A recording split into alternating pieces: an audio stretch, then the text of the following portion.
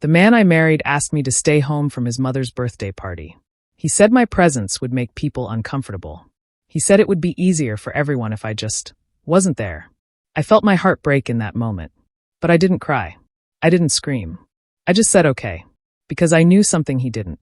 Something his whole family didn't know. And when I walked into that party in my beautiful dress, everything changed. If you've ever been underestimated, judged, or told you don't belong, this story is for you. Stay with me, because by the end, you'll understand why silence is sometimes the most powerful weapon. This is the true story of the night I stopped apologizing for existing. Welcome to Voice of Granny. While you are here, please hit the subscribe button and comment your view on the story and where you're watching from. I need to tell you something before this story makes sense. I need you to understand where I came from, because that's the only way you'll understand why what happened later hurt so much, and why what I did mattered. I grew up in a small apartment in Boston. My mom worked as a nurse during the day and cleaned offices at night. My dad was a delivery driver who sometimes worked 16-hour shifts just to make sure we had enough. I'm not telling you this so you'll feel sorry for me. I'm telling you this because those two people, exhausted as they were, taught me something that no amount of money can ever buy. They taught me my worth. My mom used to say, "Maya, nobody can make you feel small unless you give them permission." My dad would tell me, "Success isn't something people hand you. You build it with your own two hands, one brick at a time." By the time I turned 32, I had built something real. I started small, buying a rundown duplex with money I'd saved working 3 jobs through college. I fixed it up myself, learned plumbing from YouTube videos, painted walls until my arms ached. I rented it out. Then I bought another property. Then another. Within 10 years, I owned 15 properties across Boston. Apartment buildings, commercial spaces, and eventually 3 boutique hotels. My business was worth over $8 million. Not inherited. Not lucky.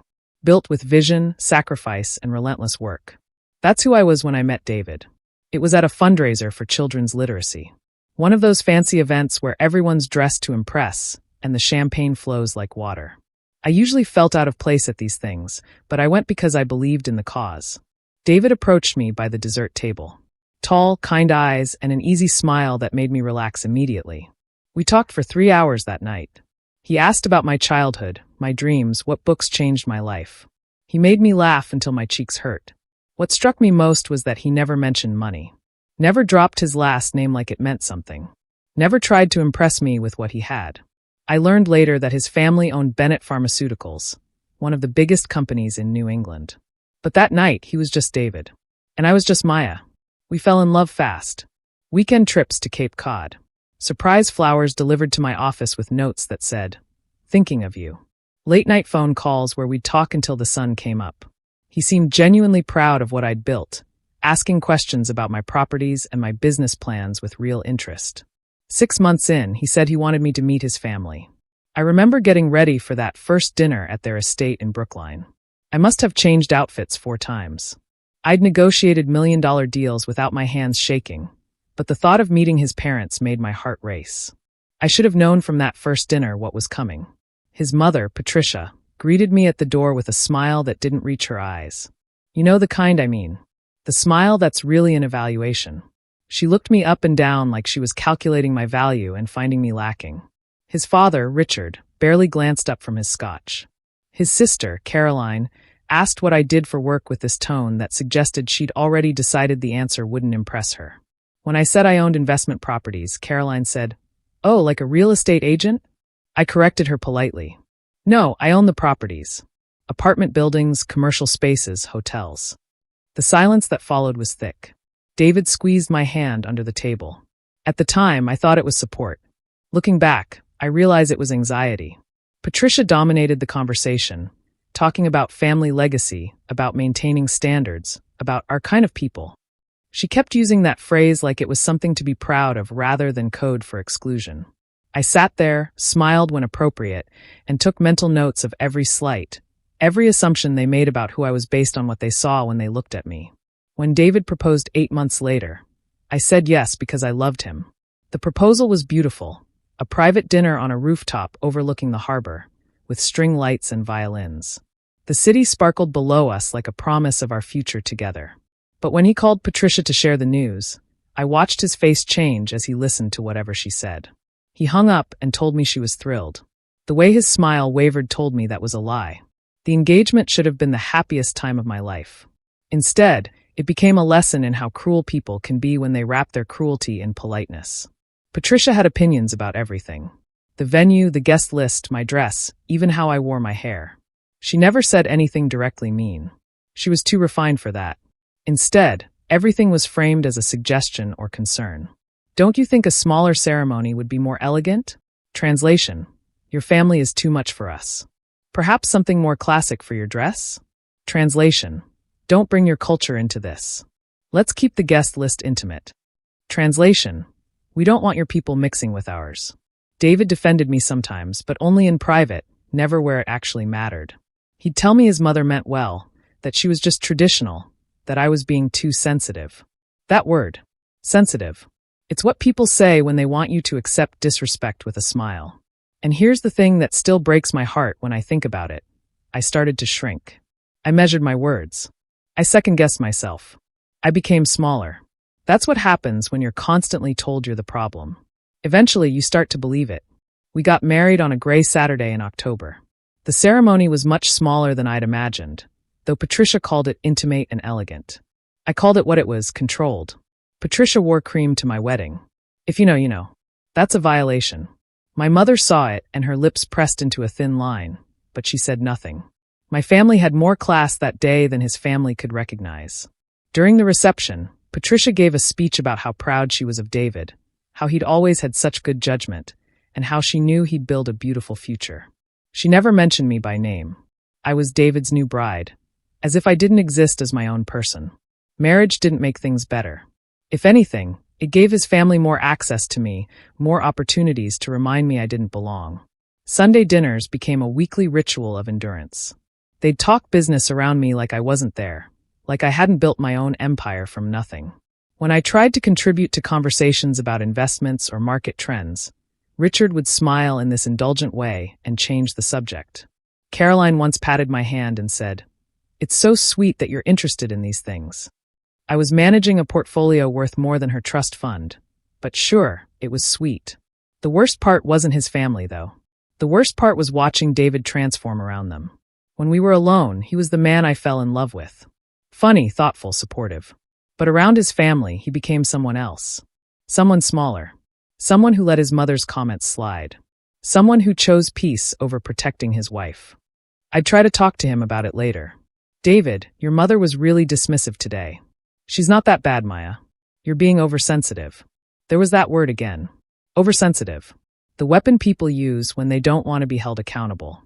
But I kept building my business because that was something they couldn't take from me. While his family assumed I'd married for money, I was closing deals that would have impressed even Richard if he'd bothered to notice. I bought a historic hotel in downtown Boston, then another in Cambridge. Each acquisition felt like a small victory, a reminder that my worth wasn't determined by their acceptance. I kept my business completely separate from David and his family. They didn't ask, and I didn't tell. Let them think what they wanted.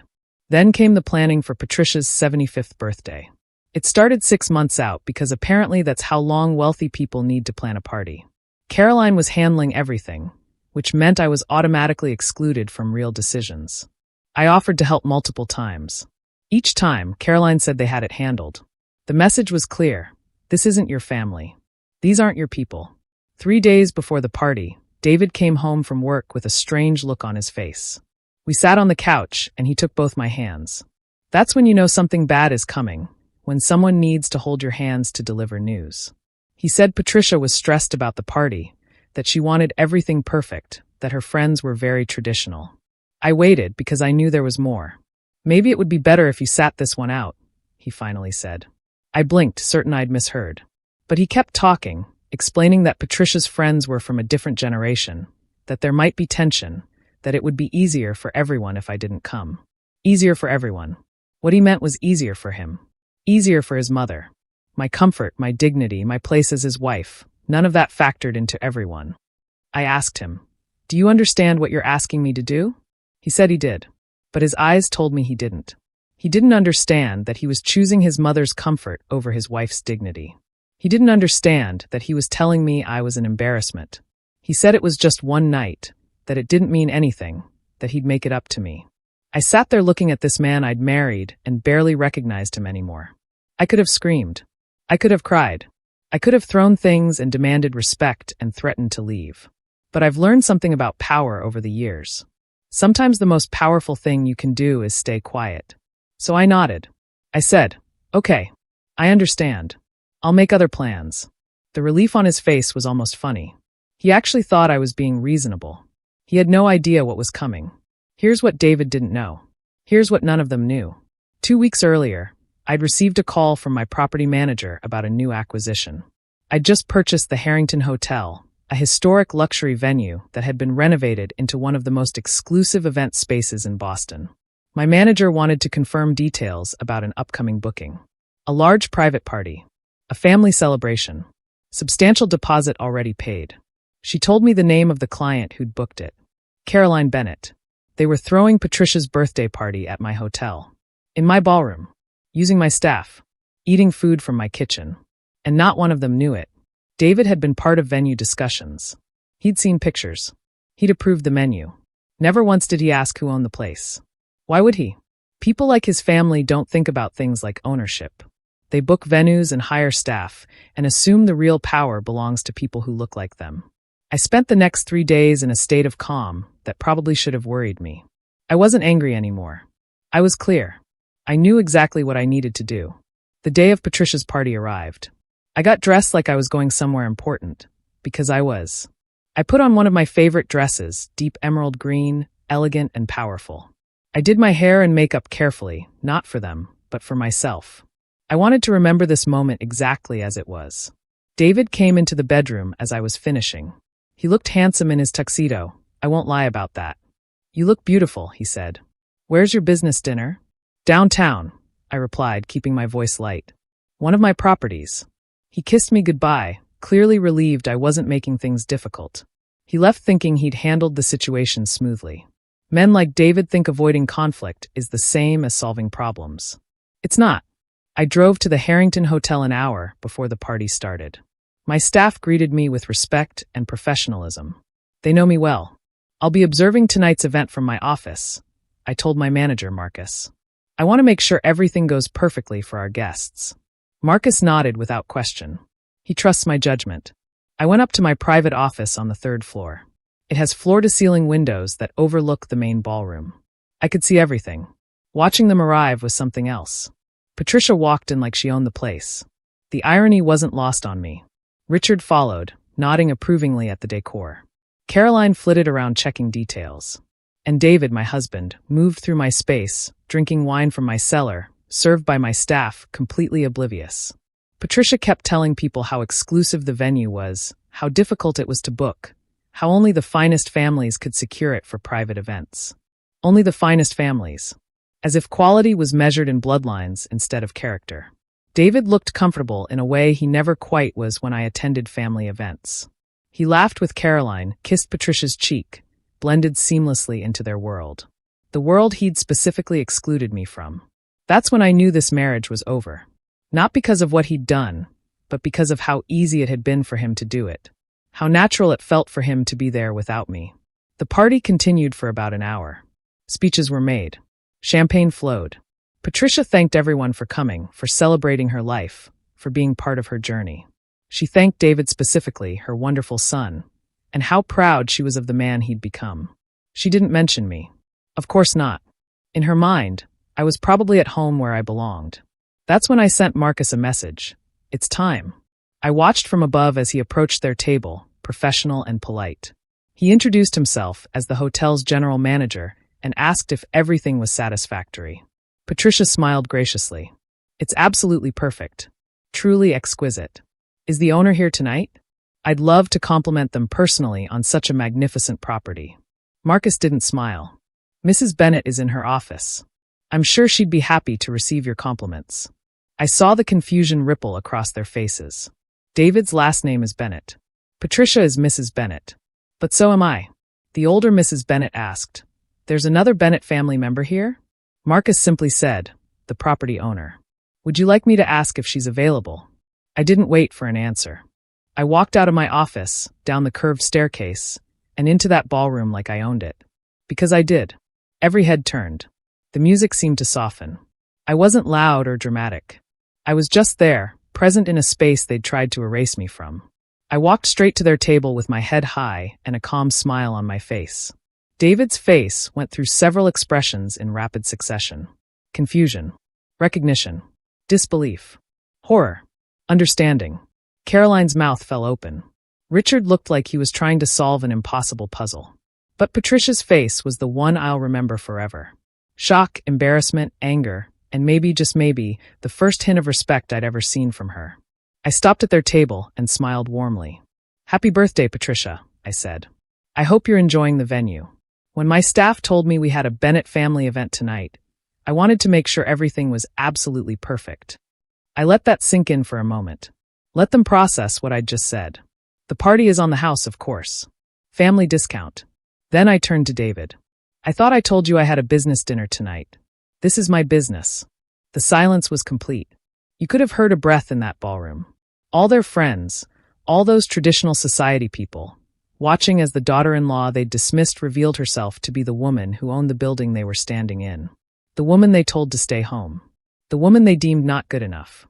I owned their celebration. Literally. I didn't stay long. I didn't need to. I'd made my point. "Enjoy the rest of your evening," I said to the table. "My staff will take excellent care of you. I have other properties to check on." Professional to the end. I walked out with the same quiet confidence I'd walked in with, leaving them to sit with what had just happened. David came home 4 hours later. I was already in bed, reading a book like it was any other night. I heard him come in, heard him pause in the hallway. He stood in the doorway of our bedroom for a long moment before speaking. When he finally did, it all came tumbling out. Apologies. Excuses. Explanations. He didn't know I owned the hotel. He should have asked. He never meant to hurt me. His mother didn't realize. If he'd known, things would have been different. I let him talk until he ran out of words. When he finally stopped, I carefully marked my page and set down my book. I looked at him, really looked at him. "David," I said quietly, "you told me not to come to your mother's birthday party because you were embarrassed of me. Not because you didn't know I owned the venue. The ownership doesn't change what you did. It just makes it more obvious how little you actually know about who I am." He tried to argue. I stopped him. "You chose their comfort over my dignity. You asked me to make myself smaller so they could feel bigger. That's not a partnership. That's not a marriage. That's not love. Maya, please. I've spent 2 years shrinking myself for your family, measuring my words, second-guessing everything I say and do, trying to be acceptable to people who decided from day one that I wasn't good enough. And you let them. You stood by and let them treat me like I was less than." Tears were streaming down my face now, but my voice was steady. "I built something real, David. I came from nothing and created something substantial. Something that matters. And your family couldn't see it because they were too busy looking at what I wasn't. And you, the man who promised to love and protect me, you couldn't see it either. Or worse, you saw it and decided it wasn't worth defending." He sat down on the edge of the bed, his head in his hands. "What do you want me to do? I want you to think about why it took me owning that hotel for you to feel ashamed. I want you to think about why you needed proof of my worth before you could see how wrong this was. But most of all, I want you to think about what kind of man asks his wife to stay home from a family event because she might embarrass him." We sat in silence for a while. Finally, David spoke, his voice barely above a whisper. "I love you, Maya. I know you do," I said. "But love isn't enough when it doesn't come with respect. And you don't respect me, David. Maybe you did once, but somewhere along the way, your family's opinion became more important than your wife's dignity." The next morning, David moved into the guest room. We told ourselves it was temporary, that we needed space to think, that maybe we could work through this. But we both knew the truth. Some things, once broken, can't be fixed. His family never apologized. Patricia called once, saying she hoped we could move past this unpleasantness. She actually used those words. As if my exclusion was just an unfortunate misunderstanding rather than a deliberate act of disrespect. I didn't return her call. Caroline sent a text saying she'd always known I was holding back and that she wished I'd been more open about my success. As if the problem was my secrecy rather than their assumption. I didn't respond. Richard said nothing at all, which was somehow the most honest response of them all. David tried for a few weeks. He suggested counseling. He promised things would be different. He swore he'd stand up to his family. But every promise felt hollow because I'd heard versions of them before, and nothing had changed. 2 months after Patricia's party, I asked David for a divorce. He cried. He begged. He promised he'd do better. But I was done. I was tired of fighting to be seen, to be valued, to be respected in my own marriage. I don't hate you, David, I told him on the day he moved out. But I can't be married to someone who makes me feel like I'm too much and not enough at the same time. I can't keep shrinking myself to fit into your family's idea of acceptable. And I won't teach any future daughters I might have that love means accepting disrespect with a smile. The divorce was finalized 3 months later. Clean, simple, no drama. I kept what was mine. He kept what was his. We divided the few things we'd bought together and went our separate ways. It's been a year now since that night at the Harrington Hotel. A year since I walked into that ballroom and reclaimed my power. A year since I stopped shrinking. People ask me if I regret how I handled it. They ask if I should have been more direct, if I should have confronted David earlier, if I should have tried harder to make the marriage work. My answer is always the same, no. Because here's what I learned through all of this. And I need you to really hear this if you've ever been made to feel like you're not enough. Your value isn't determined by who accepts you into their circle. Your worth isn't measured by who deems you good enough. And your success doesn't need validation from people who've already decided you're less than. I didn't show up at that party to embarrass David's family. I didn't do it for revenge or to prove a point. I showed up because that space was mine, and I was done pretending to be smaller than I am to make other people comfortable. For 2 years, I'd let them make me doubt myself. I'd let their dismissive comments and subtle put-downs chip away at my confidence. I'd started to see myself through their eyes instead of my own. But that night, standing in my hotel, in my ballroom, employing my staff, I remembered who I was. I remembered the girl whose parents worked themselves to exhaustion to give her opportunities. I remembered the young woman who fixed plumbing and painted walls and built something from nothing. I remembered Maya before David, before the Bennetts, before I started measuring my worth by their acceptance. That woman was powerful. That woman was unstoppable. That woman didn't need anyone's permission to take up space. The best part? My business has grown since the divorce. I opened 2 more hotels, expanded into commercial real estate in Providence, and started a mentorship program for women from working-class backgrounds who want to break into real estate investment. I get emails every week from women who heard my story. Women who've been made to feel small. Women who've been told they don't belong. Women who've shrunk themselves to fit into someone else's idea of acceptable. They tell me my story gave them courage. Courage to leave relationships where they're not valued. Courage to stop apologizing for their success. Courage to take up space without permission. And you know what? That means more to me than any property I've ever owned. I'm not going to lie and say the divorce didn't hurt. It did. I love David. Maybe I still do in a way. But I love myself more. And I've learned that's not selfish. That's survival. I ran into Patricia a few months ago at another charity event. She saw me and hesitated, clearly debating whether to approach. Finally, she did. "Maya," she said stiffly. "You're looking well." "Thank you, Patricia. So are you." There was an awkward pause. Then she said something that surprised me. "Caroline told me you started a mentorship program." That's quite admirable. It wasn't an apology. It wasn't even close. But it was acknowledgement. And sometimes that's all you get. "Thank you," I said. "It's important to me to help women who remind me of who I used to be." She nodded, uncomfortable, and excused herself. As I watched her walk away, I realized I didn't feel angry anymore. I didn't feel hurt. I just felt free. Free from needing her approval. Free from trying to prove myself to people who were never going to see me clearly. Free from making myself smaller. So let me tell you what I wish someone had told me 2 years ago, what I wish I'd known before I met David, before I let his family's opinions matter more than my own truth. You are enough. Exactly as you are. Your background doesn't make you less than. Your success doesn't make you too much. And anyone who tries to convince you otherwise is showing you who they are, not who you are. The best response to being underestimated isn't anger. It's achievement. The best response to being excluded isn't bitterness. It's building something so undeniable they can't ignore it even when they try. But here's the most important part. You don't build that success for them. You build it for yourself. You build it because you deserve it. You build it because you're capable. You build it because it's yours. I didn't need to own that hotel to have worth. I had worth long before I bought a single property. But owning it, standing in it, claiming it as mine, that reminded me of something I'd forgotten. That reminded me of my power. These days, I wake up in a home I own, I go to work in buildings I own, and I make decisions that only I have to answer for. I date occasionally, but I'm in no rush.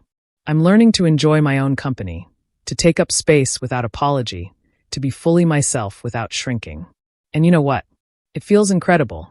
So if you're reading this and you've ever been told you're not good enough, if you've ever been excluded from spaces you belonged in, if you've ever made yourself smaller to make someone else comfortable, I want you to know something.